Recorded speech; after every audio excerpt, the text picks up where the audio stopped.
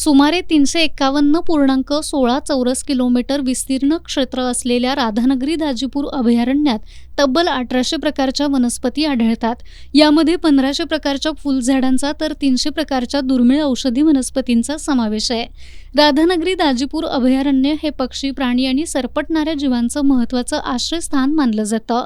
या ठिकाणी 260हून अधिक पक्ष्यांच्या प्रजाती आढळतात.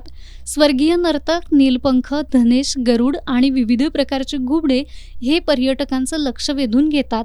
तसंच पश्चिम घाटाचा भाग असल्यानं या ठिकाणी विविध दुर्मिळ बेडूक, नाग, मण्यार, फुरसे आणि सरड्यांच्या अनेक प्रजाती आढळतात. रानगव्यांसाठी जगभर प्रसिद्ध असलेल्या या अभयारण्यामध्ये वाघ, बिबट्या, सांबर, भेकर, रानडुक्कर, शेकरू आणि विविध प्रकारची हरिणे मोठ्या प्रमाणात पाहायला मिळतात. मात्र अलीकडच्या काळात वन्य प्राणी आता मानवी वस्तीत शिरून शेतीचं नुकसान करतायत. तसंच मानवांवरील हल्ल्यांच्या घटना सुद्धा वाढू लागल्यानं वन्यजीव मानव संघर्ष गंभीर बनत चाललाय. ही परिस्थिती रोखण्यासाठी राधानगरी दाजीपूर वन्यजीव प्रशासनानं विविध योजनांच्या माध्यमातून वन्य प्राण्यांच्या मूलभूत गरजा जंगलातच पूर्ण करण्याचा प्रयत्न सुरू केलाय. ICICI फाउंडेशनच्या सहकार्यानं अभयारण्यात 25 कृत्रिम पाणवठे उभारण्यात आले असून 15 सौर ऊर्जेवरती चालणारे बोअरवेल प्रकल्प कार्यान्वित करण्यात आलेत.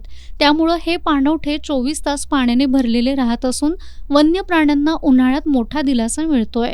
परिणामी पाण्याच्या शोधात वन्य प्राणी मानव वस्तीकडे येण्याचं प्रमाण काही प्रमाणात घटल्याचं दिसून येतंय.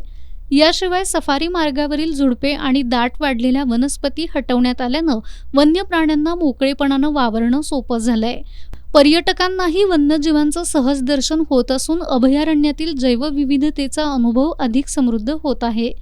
वन्यजीवांच्या गरजा जंगलातच पूर्ण झाल्यास मानव वन्यजीव संघर्ष कमी होण्यास निश्चित मदत होते. कृत्रिम पाणवठे आणि इतर उपाययोजनांचा चांगला परिणाम वन्यजीवांवरती दिसून येत आहे. राधानगरी अभयारण्यामध्ये जे वन्य प्राणी आहेत त्यांना उन्हाळ्यात पाण्याचं दुर्भिक्ष वाटू नये ह्याच्यासाठी आपण अभयारण्य क्षेत्रात पाणवठे तयार केलेत आणि त्या पाणवठ्याच्या शेजारीच असे सौर ऊर्जेवर बोर मारलेले आहेत. त्या बोरच्या माध्यमातून आपण पाणवठ्यांना पाणी पुरवठा केलेला आहे, जेणेकरून वन्य प्राणी येऊन तिथे पाणी वगैरे प्यावे. त्यामुळे प्राण्यांची तहान भागल्यामुळे मानवी वस्तीत येणे किंवा वस्तीजवळ येणे हा जो धोका होता तो आता कमी झालेला आहे. अखाद्य वनस्पती निर्मूलन म्हणून एक योजना आहे, त्या योजनेतून आपण ते केलेलं आहे, जेणेकरून रस्त्यावरून पर्यटक सफारीसाठी गेल्यानंतर त्या मोकळ्या जागेत किंवा पाणवठ्यावर असणारे प्राणी पर्यटकांना सहज दिसावेत.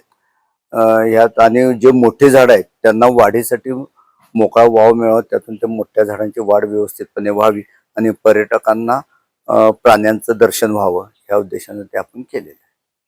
जागेत किंवा तयार केलेल्या पाणवठ्यावर निश्चित प्राण्यांचं दर्शन झालेलं आहे. त्याच्यामुळे प्राणी दिसल्यामुळे सगळे पर्यटक इथून जाताना सुखावून जातात. वन्यजीव विभागाच्या या प्रयत्नांमुळे पर्यावरणीय समतोल राखण्यास मदत होत असून शेतकरी आणि ग्रामस्थांमधून समाधान व्यक्त केलं जात आहे. मात्र वाढत्या तापमानाचा विचार करता भविष्यात आणखी पाणवठे उभारण्याची तसंच वन्य प्राण्यांना आवश्यक खाद्य जंगलातच उपलब्ध होण्यासाठी विशेष उपाययोजना करण्याची गरज व्यक्त होतीये. निसर्ग, वन्यजीव आणि मानव यांच्यातील समतोल टिकवण्यासाठी राधानगरी दाजीपूर अभयारण्यामध्ये सुरू असलेले हे प्रयत्न भविष्यात संवर्धनाचा नवा आदर्श ठरतील अशी अपेक्षा पर्यावरण प्रेमींमधून व्यक्त होतीये.